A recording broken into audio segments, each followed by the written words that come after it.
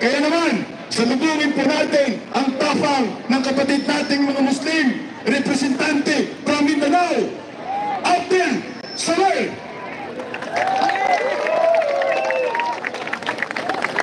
Auzubillahi minasyaitonirrajim. Bismillahirrahmanirrahim. Assalamualaikum warahmatullahi ta'ala wabarakatuh. Meron po ba mga Muslim dito? Itaas ang kamay. Mabuhay! Ano yung tinuro kanina? Kumuha lang tayo ng ating sarili natin. Duterte! Duterte! Duterte! Huwag po kayong matakot. Lahat po na naririto ngayon ay lahat kakampi! Duterte!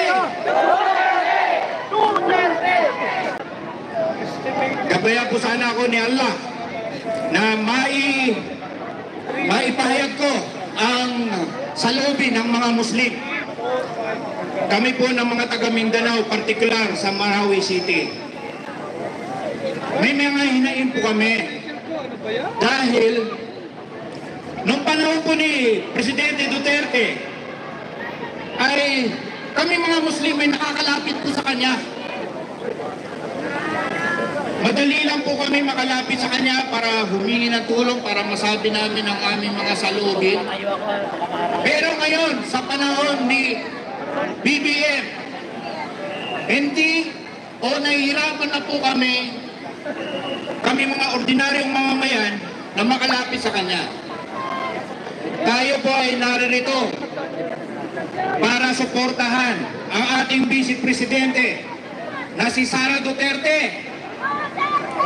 Tayo po ay naririto upang maipahayag natin ang ating mga saloobin. Tayo po ay naririto upang maituwid ang maling sistema ng ating pamahalaan. Sana naman po, Mr. President, President Bongbong Marcos, sana po tuparinin po ninyo ang lahat ng inyong ipinangako sa aming mamamayang Pilipino. Kami po sa Mindanao, sa Marawi City, alam niyo naman po na nagkagera, nagka-siege noong 2017. Marami pa rin po sa amin ang nahihirapan, ang nagpupumilit na makaahon mula sa mga pangyayari noong 2017. Sana yung mga proyekto, infrastruktura at iba pa ay mabigyan na ng aksyon sa lalong madaling panahon. Sana po, Mr. President, bigyan niyo po kami ng mga bahay, bigyan niyo po kami ng mga trabaho higit sa lahat. Pag-isipan po ninyo, kayo pong mga nasa Congress, kayo pong nandyan sa mga pwesto na inihalal namin. Mag-focus po kayo kung paano nyo po kami mapipigyan ng trabaho. Mag-focus po kayo na paano po gumanda ang buhay ng bawat Pilipino. Hindi yung puro na lang kayo dyan dakdak. Puro na lang kayo dyan paninira sa kapwa. Maging matabang kayo, mga congressman. Alam ko na marami sa inyo nagkukunwari lang.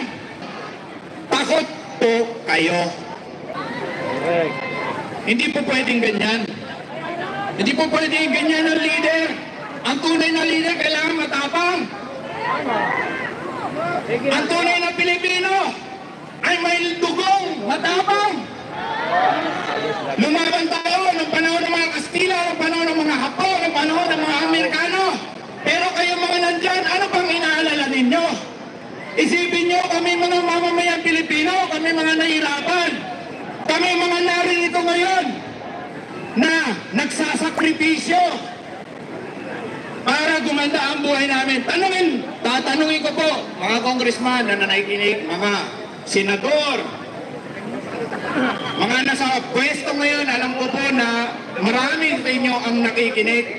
Tatanungin po natin ang ating mga kapwa Pilipino. Simula nang naupo ang presidente, gumanda po narinig po ninyo yan. Simula nang naupo ang presidente, tinupad po ba niya ang kanyang mga pangako? Hindi. Nung mga nagkaraang bagyo, puro baha dito sa ating bayan. Maraming tao ang patuloy na nahihirapan. Kaya sana, yung sinasabi ninyong mga project ninyo, flood control, inyo sana itong totohanin at ipatupad. Wala na dahil yung pera, pinakayuda na. Ubus na. Kung saan na kinuha, nagbenta pa po ng ginto. At magpapatuloy ng legasya ng mga Duterte ay walang iba kundi si Sara Duterte. Kaya atin pong isigaw ng paulit-ulit, Duterte! Duterte! Duterte! Duterte! Mahatma Gandhi, 1869 to 1948, was not a ruler of nations, nor did he have any scientific gift. He had no wealth, no home, and did not even own a suit of clothes. Yet, this modest man did what others before him could not. He led his entire country to freedom using the principle of non-violence. He served and sacrificed for this cause until it bore the fruit of independence.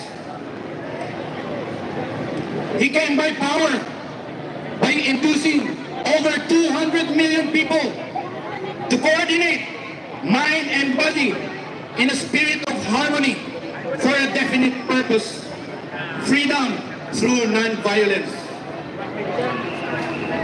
In history, the majority of national heroes are warriors. But Gandhi ended British rule over his native India without striking a single blow. Walang rahas. 200 million people, mas marami sa atin. Pero nakamit ni Gandhi ang kanyang mitiin na kalayaan. In history, the majority of national heroes are warriors, but Gandhi ended British rule by using the principle of non-violence. In short, Gandhi accomplished a miracle. For it is a miracle when he influenced the minds of millions of people, not by force or coercion, but through unity in the spirit of faith and love, and achieved this astounding feat. His good traits gained him a tremendous voice of influence that led to India's independence.